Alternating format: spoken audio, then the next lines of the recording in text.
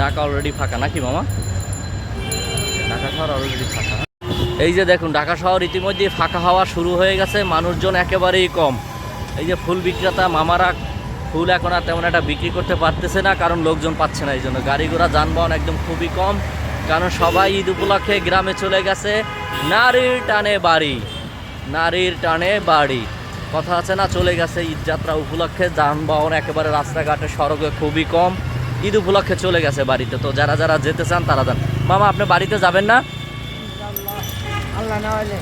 কি ঈদের দিন না ঈদের আগের দিন মামা? ও আমার মামায়ও রিক্সা চালক মামায় যাবে ঈদের আগের দিন সে বলছে। তারা কারণ তারা এই শহরের পেশাজীবী, তারা একটা পেশায় নিয়োজিত আছেন, তারা 2-4 টাকা ইনকাম করে, তাদের সেটা হলে পরিবারের সাথে ঈদ করতে যাবেন না মামা? তো যারা যারা যাবেন তাড়াতাড়ি দ্রুত চলে যান, শান্তির নিরে চলে যান।